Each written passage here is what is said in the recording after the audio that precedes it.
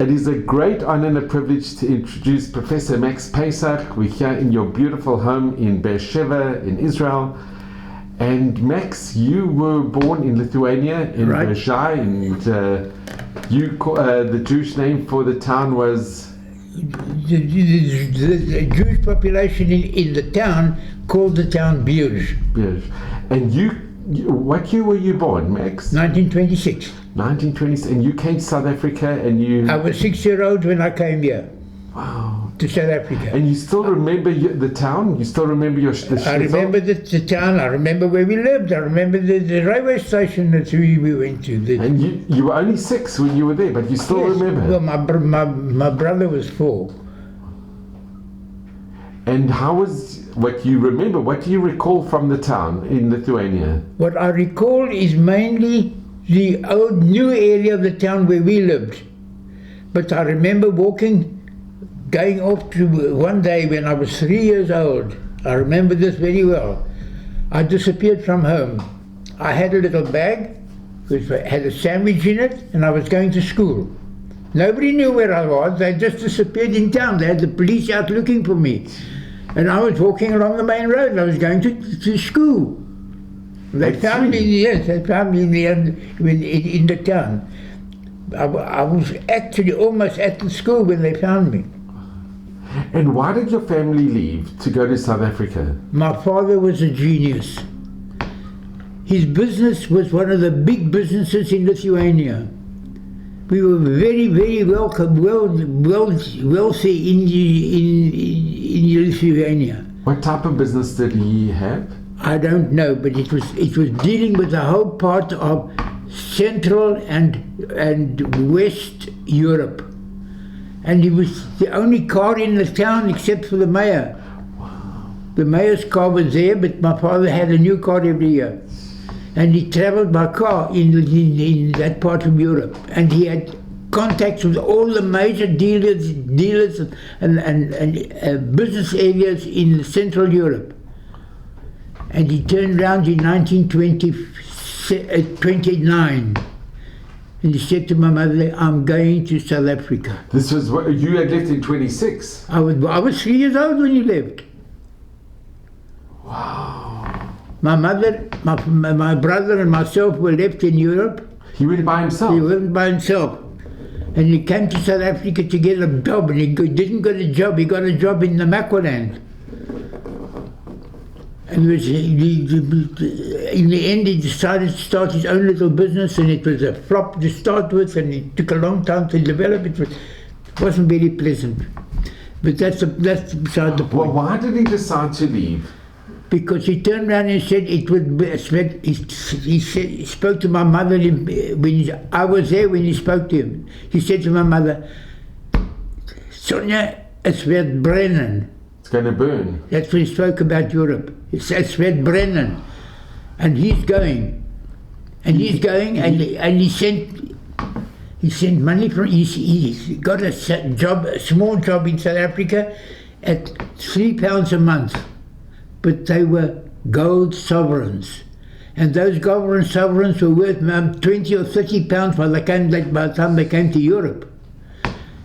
So every month, from his salary, he took a gold sovereign, put it in the spine of a book, and sent it by post to my mother. My mother would tear off the spine of the book and take out the pound and live for it for a month. That's how he managed the affairs while he was in South Africa.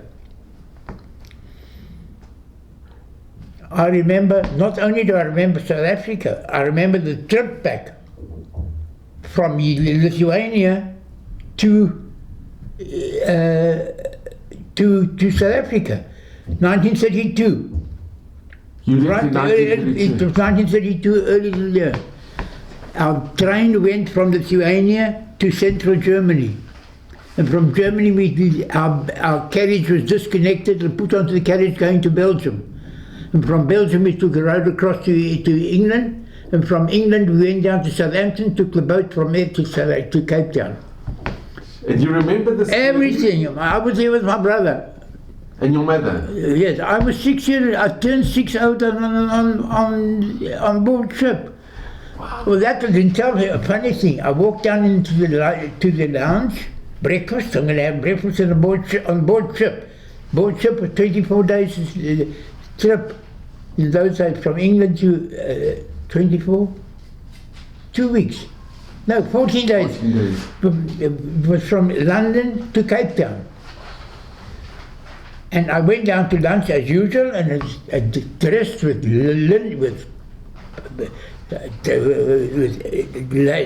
all sorts of decorations in the room, and it was my birthday. I turned down to my mum and I said, "How did the captain know it was my birthday? Did you tell the captain that it was my birthday?" It turned out it wasn't that. We were crossing the equator.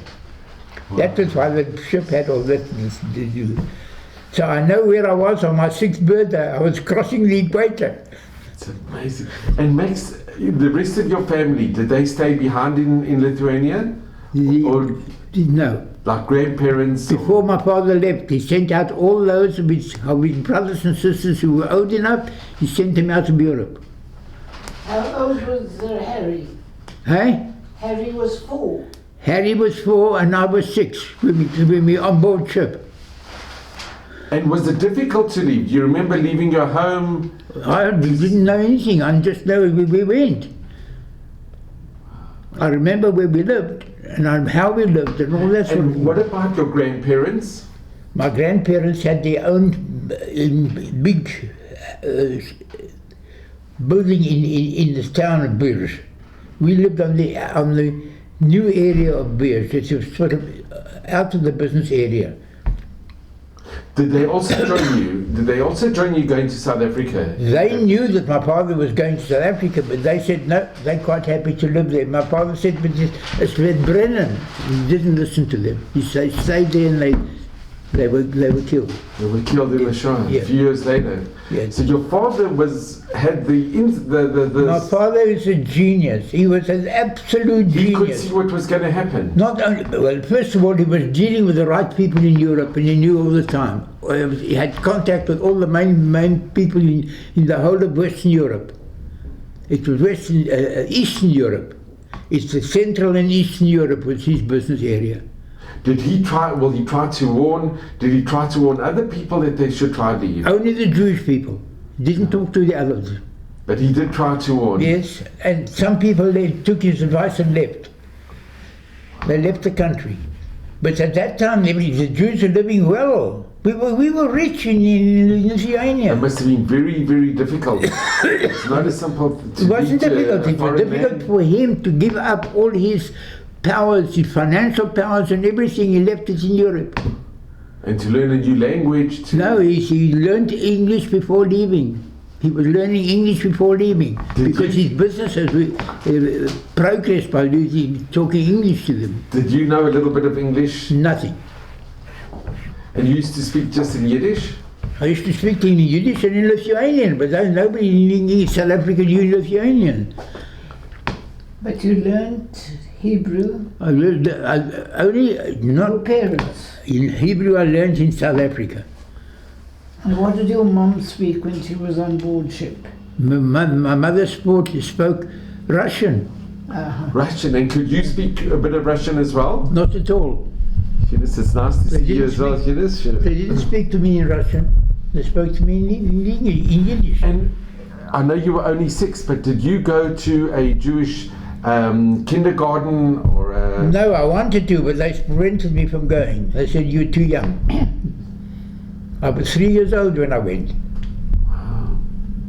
I took a bag and I put a sandwich in it, and I walked in this little bag, and I was walking off the street like all the other children. I saw all the other children were doing the same, so I went and followed them. Your husband, Eunice. And Max, can I just ask, did you have any other friends? Do you remember having any other friends in the town? I can't remember that. It's a long time ago. No, look, most of the time in Europe I was a baby. Yeah. I wasn't school age yet. It was only when my father left that I was already turning to be Was it difficult to see your father go? Do you remember when he I don't left? remember him going. I remember that he left because my mother was sending letters to him. And do you remember when you saw your father when you came to Cape Of Town? course, I remember my father well. He came to the boat to meet us. How many years had you been apart? It's about 3 Oh, years. not long, not long. I was 6 when I left. My father left when I was 4.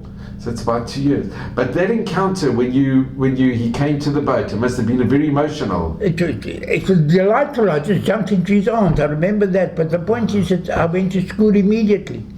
And I couldn't speak a word of English or Afrikaans, and this was Cape Town. What did you say when you came home? The first thing I said when I came home was, "Open the door." It was English. My first phrase of English that I spoke to my mother. Open the door. And you stayed in Cape Town? We moved around. My father's business was in Stellenbosch. What type of business did your father do? Groceries, what could he do? He didn't have any of the language arrangements which he had in Europe. In Europe he spoke to them in their languages. But in South Africa it didn't work. And you remember which towns you stayed in? Yes, I remember where we stayed. We stayed in, first of all, when we came there, we moved to a little village outside Stellenbosch. And my father had opened a shop in Stellenbosch, in that little area. It was called the Toy Station. It still is called the Toy Station. And we stayed there for going on for a year. And the business didn't go well, and no one moved the business to Stellenbosch. And he found residence for us in Stellenbosch, and I started going to school in Stellenbosch. And in Stellenbosch, was there a little Jewish community that you... Yes, there was at the time. Small, but I wasn't involved. No, I was... You went to public school? Of course I went. At my age, in kindergarten age, you go to the girls' school. So I am an old boy from the Rhenish Girls High in Stellenbosch. Rhenish Girls High. I'm an old boy there. I went there for my early years. And you picked up the language quickly? Of course, at that age, you pick it up very quickly. You forget everything else. I forgot my Lithuanian. I used to speak Lithuanian like a yoke. And I don't remember a word now. Because you didn't speak it. I didn't see any Lithuanians where I was. And How did your mother manage? Badly, to start with. Eunice, if you could take a seat, it's nice if you sit next to... Yeah. If you could sit next to Max. No, I don't want to be in any photograph. But it's true. How did your mother manage? It must have been very hard for her. To start with was very hard, but gradually she picked up the language and she started speaking to them in Afrikaans, and it was okay. And you had other relatives staying also in Cape Town? No, maybe we did, but I didn't know about them. As far as I was concerned, the only people I knew was my father and mother. And Max, did you manage to make friends easily? Well, ultimately, yes. Ultimately, I became an active man at school. I went to school in Worcester. And there I was top boy in school all the time, all the way through. From the first year I was right through to matric. I was always in the top. And did your family keep the customs, Shabbat or the festivals? Very difficult because the main businesses were Shabbos. But they only had it open in the morning. The business open in the morning. In the afternoon they closed the shop. But like Passover you'd keep and... Oh yes, Chagim and all that sort of way. They went to shul in Worcester. Worcester shul was a big shul. It was so big that there wasn't a seat for me in the shul. What do you say? All the seats were taken, and I wanted to sit next to my father. I said, no good, you can't. You've got to sit where the kids sit. And your bar mitzvah you had in... I remember in Worcester. All in Worcester. So you were there till you matriculated? Yes. I matriculated from Worcester. And did you play sports? Did you become very... No, that was my brother's branch. My brother was a sportsman. I was a businessman. I had to help my parents in the shop. You had to help your parents. Yeah, I worked with my father. And at that age, did you feel you had an affinity for physics and for science? I was top boy in the class all the way. There was nobody near me. And what were your favorite subjects? Maths. In the year that I wrote mathematics, there was, you remember in South Africa, each province had its own structure. We fell under the Cape province because Worcester is in the Cape. Every single person who wrote matric, their teachers who taught them complained to the department that the standard of the examination was too high. The papers are full of it, of how it was. I got 97% for my English paper. I got the other 6, that's all I got. 96, yes. I lost 4 points because I made a small slip somewhere. Wow. I've got 96. The next person who had any near intelligence had less than 70. Unbelievable, Max. And I had no problem with the papers. And then what did you do after matric? Straight to university. You went to UCT? My parents didn't know. In September, my parents couldn't afford it. University was an expensive business. In September of the year, don't forget we had a calendar year there. In September of the year, I wrote a letter, without my parents knowing them, I wrote a letter to the University of Cape Town applying for a bursary. You did it yourself? On my own. Nobody knew about it. Nothing happened until January. I thought that they'd ignored it. What they were doing, they were waiting to see what would happen to my mathematics. Because in September, we hadn't written our matric papers yet. You see, we wrote it in November. Yeah. So the university waited to see what I would do in those. And of course, there I did. For them, it was exceptionally well. And I was the only one who got any marks in the mathematics paper. So my mathematics paper was 296 out of 300. So you got a couple of distinctions. Yeah. And on that, the University of Cape Town gave me a scholarship for 3 years. Wow. For 3 years they gave it to me. So my parents said, my mother said, what's this? The university is writing to you. What's all this about? So it came out. I said, tell them it. I wrote to them and I passed. And this is a letter they said they gave me a scholarship. So my mother said, we'll accept the scholarship and we'll pay for your residence in Cape Town. They must have been very proud of you. They were delighted. And as a result of me, my brother got into university without any problems. And what did you start studying? I always started the general thing. I wasn't interested in anything else. I started a wide general knowledge region I started. I didn't specialize at school. Mm-hmm. And when you got to university? Fellowship in science was even obvious. I did science for 3 years. I mean, when my fellowship lapsed after 3 years, I applied for a job at the university, and they gave me a job at £80 a month. And you already got your degree? And I took my master's degree at the same time. While I was working at the university. In maths or in physics? Mathematics, always mathematics. Always mathematics. Yeah. Then I got my master's degree at the University of Cape Town. Then they put me on the staff, and while I was on staff, I spent 3 years doing my PhD. First a master's degree, and then a PhD. And after PhD, I went out to work in the scientific area of South Africa. And 10 years later, I was given the Doctor of Science. It's the only degree that they've ever had in that period. And since then, nobody's had another doctor's degree of science. It's a DSc that you gave me. So I've got a BHD, a MSc, a PhD, and a DSc. At the university, all of UCT. Yeah, I had a very good academic record.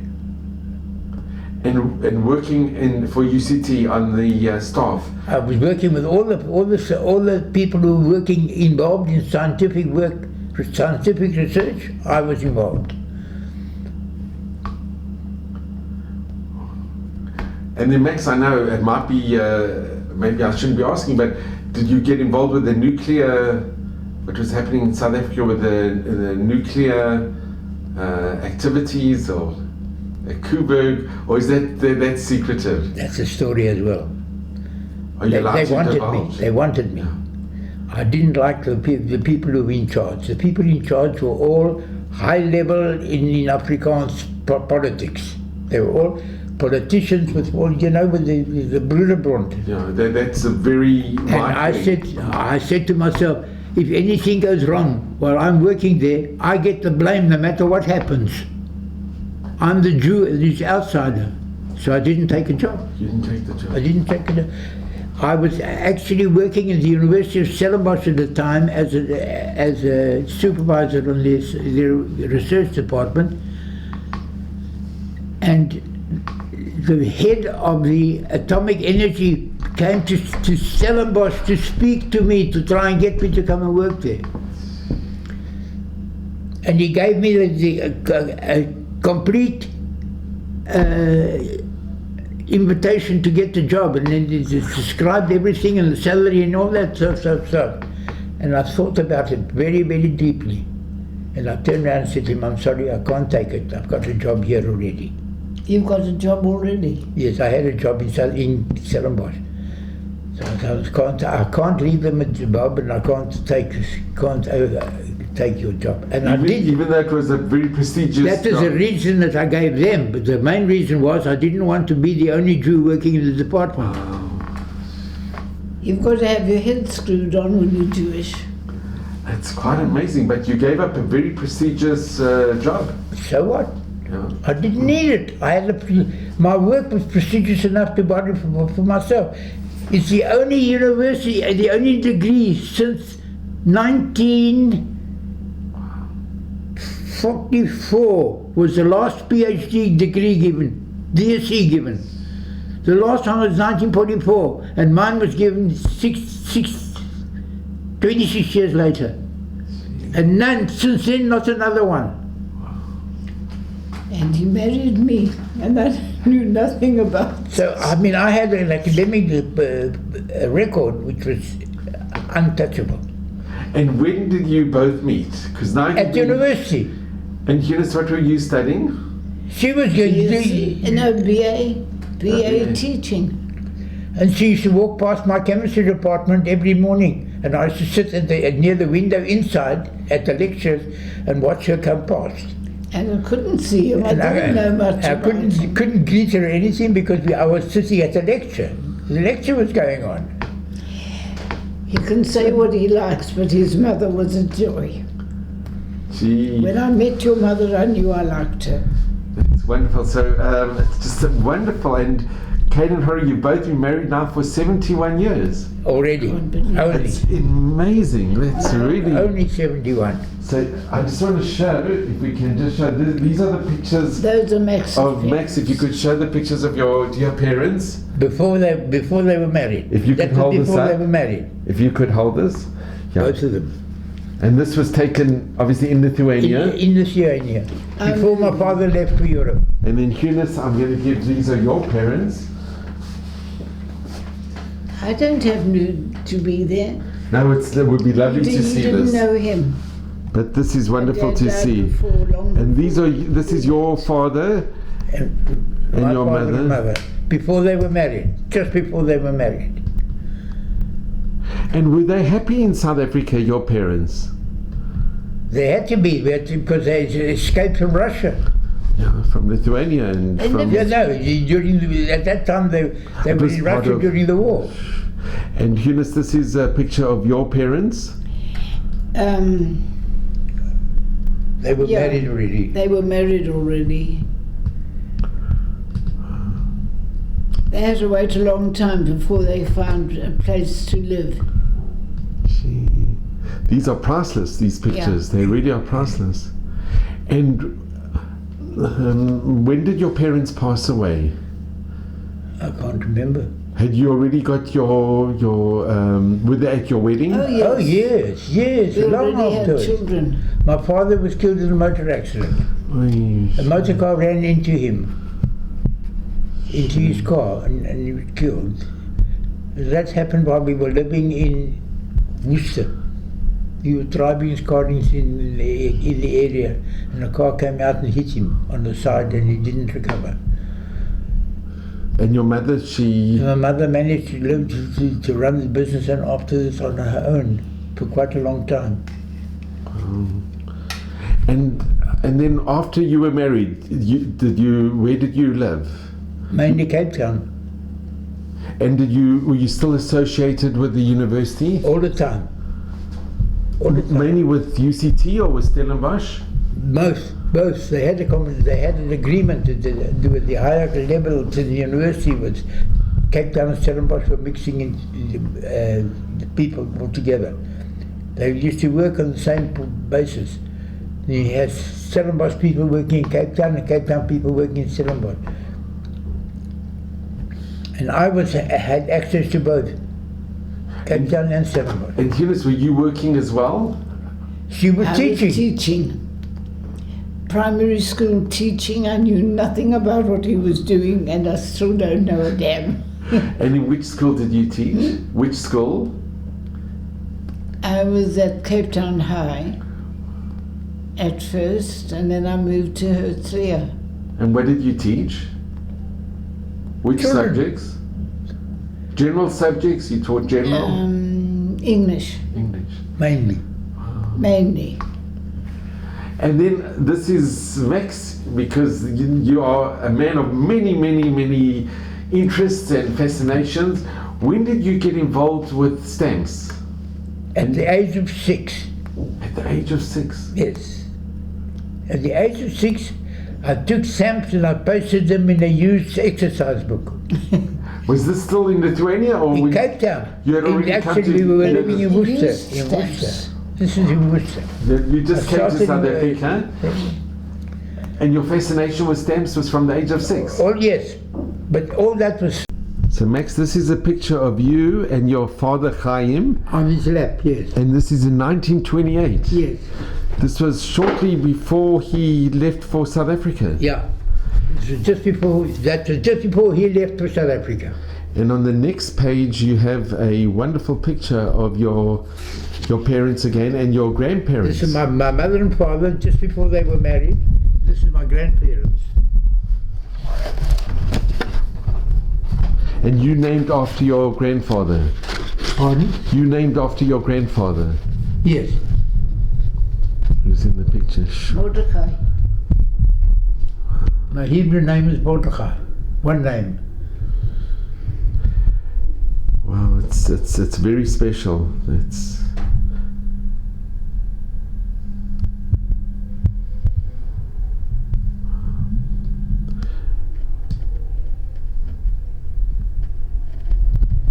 So Max, that's wonderful. So I just want to ask, so what the original stamps, what made you decide to put the stamps in the album? I like to collect stamps, and I didn't know what to do with them.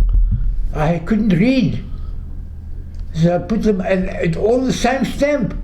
It was, don't forget, during those times it was wartime, and it was war stamps in South Africa when I started collecting. It was 1932. It was really getting into the war. And your father, did he collect or anybody? No, nobody collected in the family. I started a brand new thing. And he was But the in only 1936, I scrapped everything beforehand and started scratch. Why? Because the British stamps started in 1936 because you had a new king coming on, Edward. Yeah. And what did you start collecting? I collected the same as before all the time. The British Empire, South African British Empire. Nothing else. And when the State of Israel was established, you didn't? I started State of Israel straight away. Also. As soon as I had the opportunity to get the stamps. And of course, in those days, I didn't have money to buy stamps, so my early part of Israel is very poorly represented in my collection. I didn't have the money because that first steps were very expensive. Yeah. They still are. And your fascination, not only your fascination, your... My knowledge of the stamps, that's what got me everywhere. That's not my... And Max, your fascination with stamps and collecting stamps, did you... It came by itself. And you did you attend any other clubs or did you join any societies? Not immediately, no. I was a kid, I started at 6. Nobody took me seriously. And with the other friends of yours that were also collecting at one time, or was it very... I can't tell. I didn't... In those days, I took every stamp that I could get. I had... There was war stamps in South Africa. And I had pages and pages of the same stamp. I didn't know how to differentiate between stamps. I had to learn this as I went along. And you just collected? You kept I just accumulated the stamps. And with your friends, did you swap any ever, or did you... Well, they would talk about this sometimes. It may have been, I don't know, but it wasn't serious.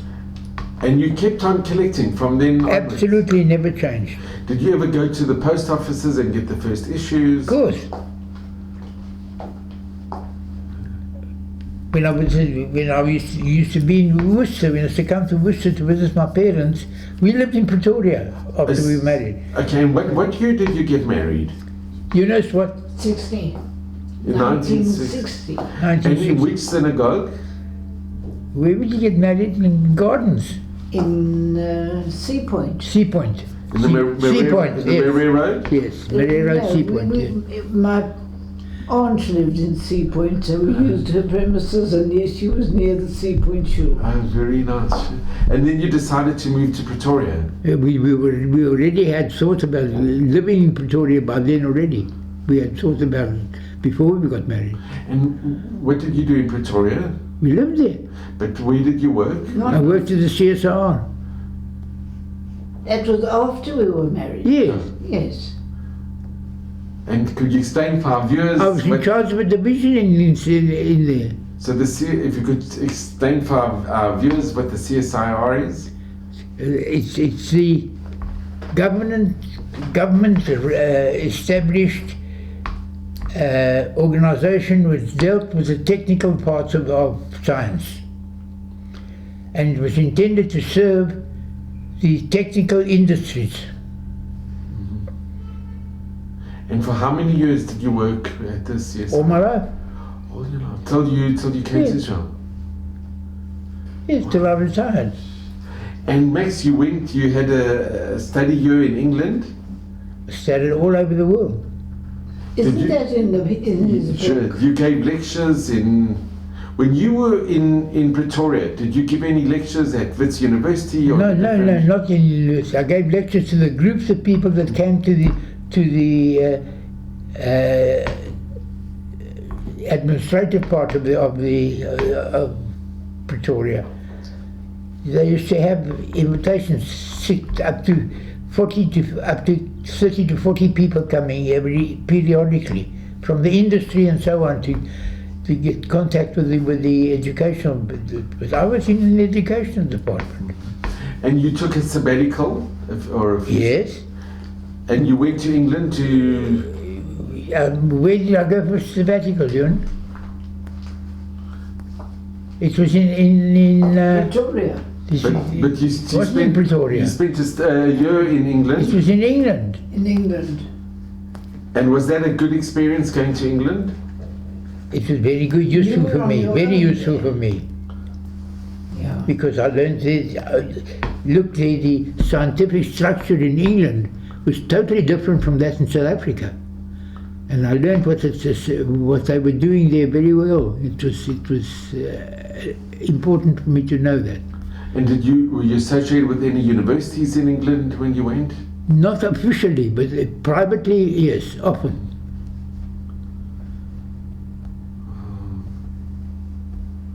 Sure, that's very interesting. And you're also involved in many different cases. There was the arsenic case. Well, when they needed a legal person, where I lived, the police department where I lived got to know me so well that whenever there was something legal, they called me. Did you have to appear in court Yes, as an expert witness? If I had to. I didn't like to, but I had to. There was a very famous, a few legal cases with arsenic and... Yeah, well, if I was involved, then I had to give evidence. Wow. And you also were involved with many things, archaeological studies. They came to me when they found that I was working there, because they needed the advice, because I'd been to England and I had the contact there, so it's helped them when I came back to South Africa and do the same thing here. Yeah. And I knew nothing about it. And let me just ask, you had your eldest child is... Our oldest daughter were twins. Our oldest children were twins. The twins. Girls. Twin girls. And how many children? You got 4. And the twins and a boy and a girl. And where do the girl twins live? Where do they? The one lives mostly in Beersheba, and the other twin lives in England. Ah, in England, sure. Yeah. Canada. In Canada. In Canada she lives. Wow. But you have 3 children living here in Israel. Pardon? 3 of your children live in Israel. 2 children live? 3 children live in Israel. Yes. Yeah. Yeah. Rhoda's in Rhoda and Jonathan. And Jonathan I know from many years ago from B'nai Kiva. Right. And Max, during this time, how did you manage to, with all your work and raising a family, your hobby with stamps? Always. It never interfered. No. Did you find it very relaxing looking at your stamps and I getting didn't involved? look at it that way. I didn't look at it as a relaxing thing. I looked at it because the stamps needed attention. But you had a very supportive wife. Eunice, you were a very supportive wife. I had to be, or else I'd be divorced. It was either one or the other. But you encouraged Max. Yeah, it was wonderful. It's wonderful. And Max, with the stamps, you did a lot of research as well. Yes. You can't work with stamps without look, when I say dealt with stamps, it wasn't just a case of accumulating them. It was getting totally involved in the stamps. The result was that I was very often called in on expert committees by the philatelic organizations in South Africa to give my opinion about what's going on in certain collections, because it was a high level, my collection was a high level. And what was your collection? My collection was the stamps of South Africa. I got 3 collections. South Africa, Israel and England. The English collection was only during the reign of George VI. So I started in 1936 and ended in 52. There are no more stamps that were issued after 52 that were in that collection. Of course, the collection continued. I mean, I kept on getting stamps and adding. I didn't mean I didn't close the collection, but I didn't get any stamps that were outside that period. That was the English stamps.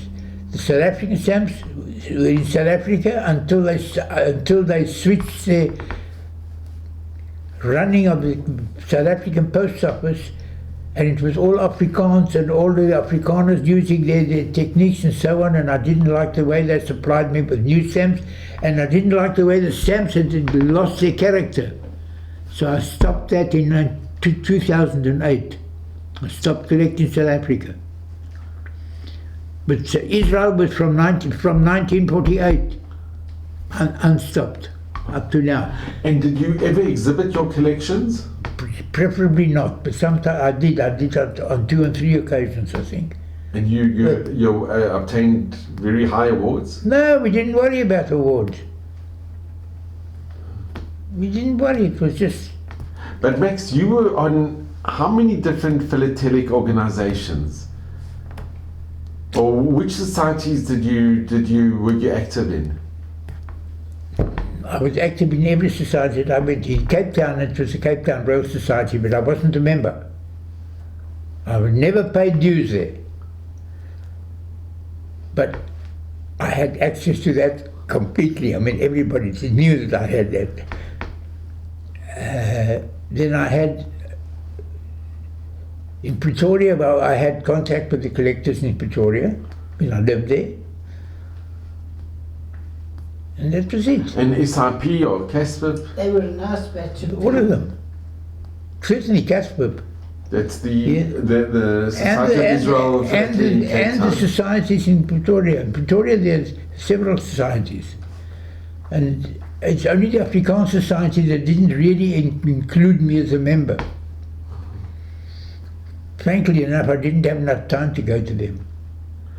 And you were very instrumental, and I think at this point I just want to show, because it's something absolutely extraordinary. I'll just how did you get involved in DISA 1979? Because that was a very, I'm just going to come into the picture and I want to show something very special, Max, because this is really something, Eunice, I'll just show over here, if you can, or I'll just go over here for 1 second. So this is Eunice, I don't know if you remember as well, but this was the DISA 1979 International Stamp Exhibition, which was held at the Cape Hope Centre. Yes. And it was from the 30th of March to the 7th of April. And I exhibited Postal History of Jerusalem, and I was very fortunate to get the Jerusalem prize from Teddy Kollek. And here we have the chairman of the exhibition, Max Peisach, and the chairman of the jury, and you signed the certificate. I was also, I was not the chair, I was on the jury as well. So Max, how did you get involved with DISA 79? Because to have an international stamp exhibition in South Africa, specializing in Israel, is quite a unique undertaking and a very special event that you had. Well, I insisted on that. No, but the point is that when I joined the Philatelic Society in Cape Town, they immediately recognized me as an authority in my field. My field was modern King George VI stamps of South Africa. That was collection I collected up to 2008. From 1935 or so, something like that. But up to 2008, there I cancelled my subscription to South African Philatelic Services. And you were on the board of the expert committee for the South African Philatelic Federation? No, not as such. But I was on the juries when they had panels of juries. I was on that. That's an invited. Yes. One's invited. Yes. And to become the organizer of this exhibition, I mean the chairman of the exhibition, it's an incredible undertaking what you did. You had international exhibitors from all over the world. That's right. At DISA, and was a very, very successful exhibition. Yes. But I had more than one exhibition that I was chairman of. Which other exhibitions? Also, they were all in Cape Town. Cape Town had exhibitions roughly every 2 or 3 years. And internationals? All internationals. All at the high level. And you have the distinction of being the youngest signatory to the Royal. Yes, I know. It was for the Distinguished Philatelist. I was not the Royal of Honor. I was not 40 years old. I was still the youngest person. How old were you? Before 40, the Royal of Distinguished Philatelist. Mm-hmm. The Royal of Distinguished Philatelist. Yes, you were the youngest. I was the youngest signatory of that. Not the earliest. The Royal started in 1920s, when I wasn't around. Eunice, you must be very proud of your husband. It's an amazing achievement. And I'm very proud of her. Whatever I did in my field, she did in hers. Come on. But it's wonderful to see how you supported each other and how because you have such a tremendous love for everything that you do, but also for the stamps. Yeah. I've taken you to He exhibitions has here in a Israel. most amazing mother. I think that's You did. Yes. very supportive. And what do you? My mother was very wonderful supportive of me as well. Mother, grandmother, and anytime I said something, you're right. You're the mother. You're the grandmother. And off she backtracked. Wow. She was wonderful. And my mother wasn't so bad either. It's really lovely. Had sense. Okay. So Max and Eunice, when you were in Pretoria Yeah. and you were raising a family, were you very involved with the Jewish community in Yeah. Pretoria? Yeah.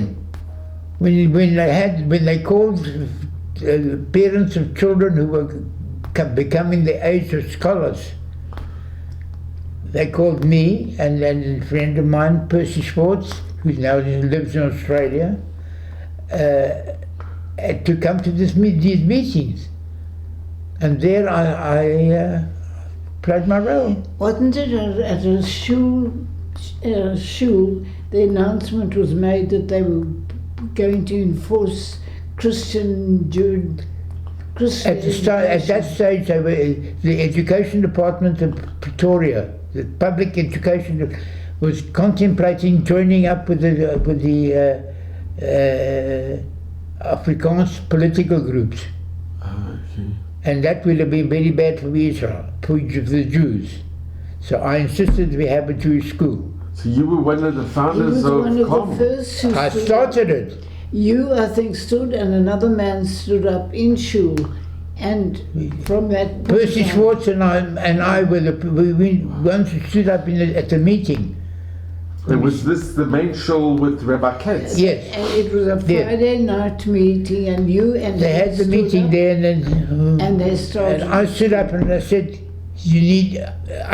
I've got 2 children going to school." And Percy Schwartz stood up and said, "And I've got one as well, so we can start the school." And that's how you started the Yes, school in we were the Pretoria. first registrations at the school in Pretoria. Wow. I remember that. I remember seeing you stand up. Yeah. Sure. And for your work, you went to many different countries in Europe. Practically every year. An overseas trip to Europe or anywhere else. Practically every year I was away from South Africa for some time. And did you have to give lectures, or you were giving me advice to the different companies? We spoke to each other. It wasn't formal lectures. I just spoke to the scientists there. I was involved with theirs work. And Eunice, could you ever join? No, No. always on You my went own. by yourself. You went to the PSU laboratory in Saclay, Yes. and No, I was working. And you were in Athens and in Paris and in many different All countries over all over. In Toronto, Paris you went to. Yes, practically all over the world. I was with you in All over the world And- that was involved in the modern techniques of science. In Toronto, you spent time in '84 in Toronto as Yes, well, yes. On my way back from Europe. and even China. You were in China. Yes, special invitation. Max, that's and Hungary '93. Yes. That's amazing, and even you went to Ghent in Belgium. That was in '82 as well. Yeah. And coming from South Africa, because this was still under apartheid South Africa, yes. was that an issue or a problem? Politically it was, but for me individually it wasn't. And you always were well respected. When I went, I got everything, a red carpet all the way. And you made many friends when you went on these different Absolutely. visits? I made a point of speaking well with all the scientists working there. That I actually made a point of doing that. Of doing what? To make contact with the scientists working that I went to. And in 95, on St. Valentine's Day, on the 14th of February 1995, you decided to come to Israel, and you came straight to Beersheba. Yes. What made you decide to come to Beersheba in the Negev? Beersheba had your technical departments. We had the part of me talking. The teaching part of science was here. So were you associated with Ben Gurion University? Indirectly, always indirectly. But you had Lynn living here as well. Of course, my And your daughter was living here. family were living here. And Max, I'm sure everybody's asked you, Beersheba is very close to Dimona, Yeah. where they have the nuclear plant. Yeah. But you had an indirect connection Dimona there was, as well. was very indirect. I didn't want to work there because everything was hush hush, and I didn't want to get involved in that kind of work. But you had some indirect Oh contact. yes. And would they ask for your advice? They don't ask for advice directly. They invite you to come and visit the labs. And that is a big honor. It's a big honor, and it's an amazing. And you're coming to Israel in '95, Eunice and Max. That was when we came to live here. Yeah. Are you happy with your decision coming to live in Yes, Israel? absolutely. From the moment we came here. And I remember I took you to a stamp exhibition. I think it was in Jerusalem we had a stamp exhibition, and it was so nice. We took you, and I've seen you through the years, and you've always kept your tremendous interest in philately. Absolutely. With a side effect, his family also came into play. Yeah, of course, I wouldn't ignore my family. Wow, You that's better say it. so. No, Max but and Eunice, my best thing was that in the end of my academic connection with the universities, I was awarded the DSc, and the only person since then, the previous person had been 40 years earlier. I was number 4 in the list to get that thing, and since then there's been nobody else. That was in 1971. It's amazing. So I just want to thank you both. I'm just going to come into. This has been really special. Would you like something to No, drink? Eunice, I'll just show you. It's just wonderful to. This is 2 books that you both brought out, and Max, yours is My Life on 3 Continents, and this is when you got your PhD. Yes. And you've got such a lovely saying here: every man's life is a fairy tale written by God's fingers, by Hans Christian Andersen. And Eunice, here's your Down Memory Lane as well, a beautiful book that you both have done. But I just want to wish you both only Mazel and Brocha, and We have had up to and may Vestrim till 120 in only good health, and you should just have nachas from your children. And Max, you are an inspiration to all of us, and Eunice as well. And if you could sit as well, Eunice, with your dear husband. And what do you do? That's not.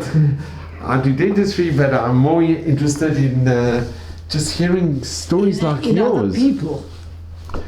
If we can take a seat, Eunice, you and Max, really, I just want to mention you are both such a tremendous inspiration to all of us. Being married for 71 years, I have to ask you both, what would you say is how would your advice to young couples, or what is the secret basically of your success to be happily Choose your married for partner. over 71 years? You must choose your partner correctly. What's it? You mustn't just grab at a woman when you want to marry. You must choose your partner correctly. We were together for a long time before we were married. About 2 or 3 years we were already going around together. And I knew her very well by the time we got married. And you knew my mother and I knew your parents. Yes. And it was just a friendship that developed. But what is your the keys, or what is your advice for a successful marriage and a successful life? Because you both epitomize that. You really do. To respect each other. Yeah. To respect each other's work. I didn't ever complain about his having to work, or if I did, it was in a jokey way, because I realized that Max's work meant a lot to him, and he knew that I liked teaching, and that I'd have time, I needed time to prepare and mark, and we gave each other time. And also, I had a mother who was married for only 16 years before my father died. And he died while we lived in a town in the Transvaal, which was very, very hot during the summer months. And my father would not allow us to stay there because of the danger of malaria. Which town was it? It's to stay in our house over the summer period. But what was the name of the town? It was near Barberton. And he used to make her go away, would spend about 3 months in the Transvaal, higher up, which was not so bad for the health. And it was while we were away that he died after 16 years of marriage. Your parents were married for a long time. Yeah. And they were happily married. Yeah, very, very Very happily married. And he was, and that just became an important part of life for me. And I had a husband whose work I never understood. I never tried to understand it. I said, and that was it. And Eunice, you encouraged Max to pursue his hobby, philately? You try not to. You know, there are times when a person has to be adult and say, okay, that's his nonsense. But I was busy with children, I was busy with after school arrangements, there were all sorts of things. But I just want to mention, Max, to be invited to sign that roll of honor, to be the youngest signatory, and to be invited onto the jury. I wasn't 40 yet. It's a tremendous honor. It was. But So he many was people dream. knowledgeable. It's their dream of one day being on a jury. It's But not a he was given. knowledgeable. It's not the jury. We used to meet It's a book that you sign. I know, but you were also on the jury. Oh yes, the jury but the jury depends on the jury committee. I know, but to serve on a jury and to Yeah. serve. But And to, every Sunday evening they used to sign your study circle, My study circle. your philatelic study circle used to meet at our place. And I could see the interest and the attention that they each gave to each other, and it was wonderful. it's so lovely to hear that. It was wonderful to see. I had no time for that. But you But I respected the fact that he liked it and he did it, and people came, and they were also busy with it. It was lovely to see them. Sure, it's There were wonderful. people among them who were not all that bright, but who liked collecting, and who could speak about their collections. It was wonderful to see. And nobody laughed at them about the way they were doing it, because there were all kinds of ways to collect. And everybody explained it, and it was marvelous. I used to love those meetings that you had on a Sunday. It was wonderful to see, and I'm thinking of a couple of the people among them who was not over bright, and they were all enjoying it and all having a wonderful time, and being made to feel that they were worth something because of the way they were collecting. It was terrific. It was a wonderful education for me. So it's true, just as a stamp. To see the ways that people collected. It wasn't all one way. It wasn't Max's way only. You collected according to your mentality and your understanding and your ability and your money. The money to buy. But you can, from used stamps, you can build up a beautiful collection. And, Yeah. and they say Yeah. just as stamps cross oceans and seas. Yeah. So it really, it unifies people, it unifies nations. And we see it so much. With, That's right. I have 3 collections of stamps. South Africa, Israel, and for a limited period, Great Britain. And you've always kept, you've never decided you want to sell them, or you... No, selling is not my business. And you never did it for the money, you did it for the love of the stamps. And Max... And that sometimes got me because it was going out, money was going out and not staying in. So I just want to show for our viewers here, this is so dear to me, from DISA 79 for the Postal History of Jerusalem and the Teddy Kalak Award, with your signature, Max, as the chairman of the exhibition. And this really, looking back on DISA 79, it must have been an amazing feeling knowing that you had helped with this international exhibition in Cape Town, which was such a tremendous success. You know? Yeah, because it wasn't only the exhibition, I was actively on the jury. And you had world-class exhibitors and world-class exhibitions. World-class. That will stand out as one of the finest. And to have an exhibition, and you can see it with the Doivri, it was Israel, South Africa joint, and DISA. It was part of the Israeli Philatelic Society. Yeah, I enjoyed that. It's really remarkable. It is absolutely remarkable. And the people you must have met, the giants, you must have really associated with the giants of philately in South Africa. But only those who came within reach of Cape Town. The ones who were overseas, I didn't have much time to see them. When I used to go overseas, I used to make a point of seeing them, but it was just an occasional meeting. Who stands out in your mind of the giants of South African philately? What's that? Who stands out as the greats of South African philately? It's not the people, it's the collection. The collections are... the idols. And sometimes the collections are very good, and sometimes the collections are not so secondary. You were close with the idols. Oh, very much, both of them. Yeah. She loved children, and so we used to haul out very often it's us to go out to them on the weekend.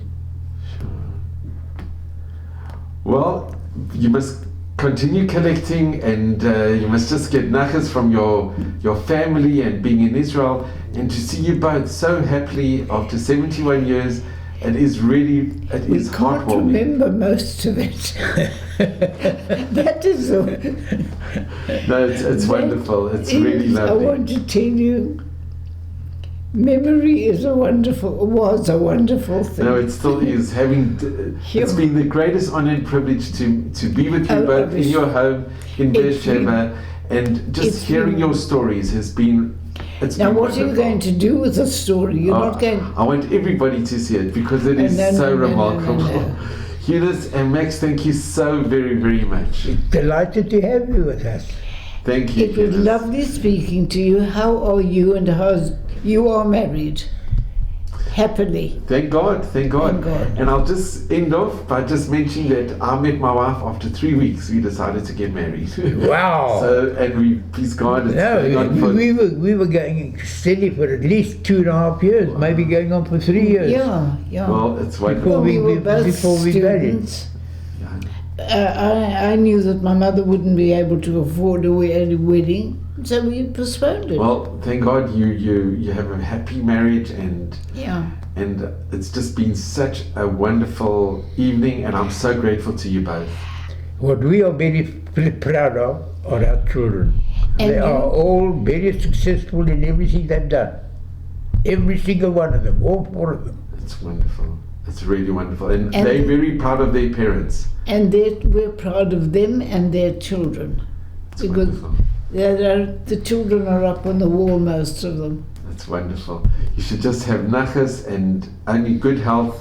And you I'd- too. Till 100, at Maybest 120. What are you and going all to the do best. with the information you got?